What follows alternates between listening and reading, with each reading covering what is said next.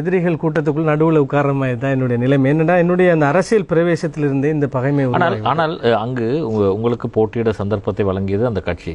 ஆனால் நீங்கள் கட்சியின் அங்கீகாரத்தோடு இதை செய்திருந்தால் இந்த எதிர்ப்பு வந்திருக்காதല്ലോ. இல்லை, அதைத்தான் நான் சொல்கிறேன். என்னவென்றால், நான் கட்சியிடம் கூறினேன், இப்பொழுது கூட இதை வேறு விதமாக எனக்கு இதில் பதிலளிக்க முடியும். மிக மோசமான முறையிலே, மிக கேவலமான விதத்திலே, மிக அடிப்படையற்ற கருத்துக்களை விமர்சனமாக முன்வைப்பவர்கள் பற்றி மிக காத்திரமாக கனதியாக எனக்கு இதில் பதில் சொல்ல முடியும். நான் அதை பேச வரவில்லை.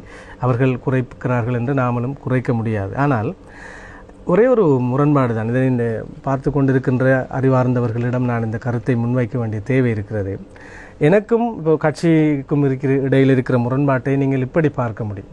இந்த இணைந்த அரசியல், எதிர் அரசியல், இந்த இரண்டு நிலைப்பாடுகளில் எந்த அரசியல் தீர்வை நோக்கி இருக்கிறது என்று கேட்டால், என்னுடைய நிலைப்பாடு இந்த இணைந்த அரசியல் ஊடான தீர்வு சாத்தியம் என்பதாக இருக்கிறது. அது கட்சியின் ஏனையவர்களிடம் அந்த நம்பிக்கை இல்லாமல் இருக்கலாம், அல்லது நாம் எதிர்த்தரப்பில் இருக்கிறோம், இணையக்கூடிய சாத்தியம் இல்லாமல் இருக்கிறோம், எனவே எதிர்த்தே ஆக வேண்டும் என்பது தீர்மானமாக இருக்கலாம். நான் எங்களுடைய இந்த மிக முக்கியமான இந்த மண்மலை விவகாரம் உள்ளிட்ட விஷயங்களிலும் கூட என்னை விடுங்கள், நான் இந்த பிரச்சனையை தீர்க்க வேண்டும் என்றெல்லாம் கேட்டபோது அது ஒரு நாளும் நடக்காது என்று சொன்னார்கள். அது அங்கே ஒரு 57 வீடு எழுப்பப்படுகிறது என்றால் இன்னும் ஒரு இடத்தில் 500 வீடு கட்டித்தருகிறோம் என்று எனக்கு சொல்லப்பட்டது. நான் இருக்கின்ற இடத்தில் 100% என்பது மக்கள் வாழ்கின்ற இடம், 100 ஆண்டுகள் வாழ்கின்ற இடத்திலே அந்த மக்கள் வீட்டை விட்டு, காணியை விட்டு வெளியேறுவதான் என்னுடைய அரசியலினுடைய விளைவாக இருக்கும். அந்த அரசியலே தேவையில்லை, இழப்பதற்கு தயாராகவே இருக்கிறோம். எனவே எனக்கு அவ்வாறு 57 வீடு போனால் 500 வீடு நாங்கள் தருகிறோம் என்று சொன்ன வாக்குறுதி என்பதும் வார்த்தை என்பதும் எனக்கு நம்பிக்கை தருவதாகவோ எனக்கு ஒரு சந்தோஷத்தை தருவதாகவோ இல்லை. என்னுடைய நிலைப்பாடு என்னவென்றால், என்னுடைய காலத்துக்குள் இந்த பிரச்சனையை தீர்க்க முடியும். நான் இப்பொழுது சவாலாகத்தானே சொல்கிறேன். எல்லோரும் 5 வருடமோ 4.5 வருடமோ 5 வருடமோ காலம் நமக்கு இருக்கிறது.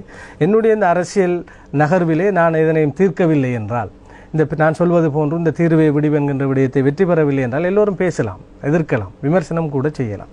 எனவே இங்கு ஒரே ஒரு விஷயம்தான் இருக்கிறது. அவர்கள் சொன்னது போல இவர்கள் தரமாட்டார்கள், ஏமாற்றுவார்கள், பேசி பேசியே இப்படி ஏமாற்றி போட்டு விட்டுருவார்கள் என்று இந்த இப்போ இருக்கின்ற அரசாங்கத்தை பற்றி அவர்களுடைய குற்றச்சாட்டு உண்மையாகி எனக்கு தீர்வே கிடைக்காமல் போனால், நான் ஒரு அரசியலில் கற்றுக்கூட்டி ஒரு சின்ன பிள்ளை இந்த விஷயத்தை பிள்ளையாக நகர்த்தி கொண்டு போயிட்டேன் என்று நான் காலில் சரணடைய வேண்டிய ஒரு நிலை இருக்கிறது.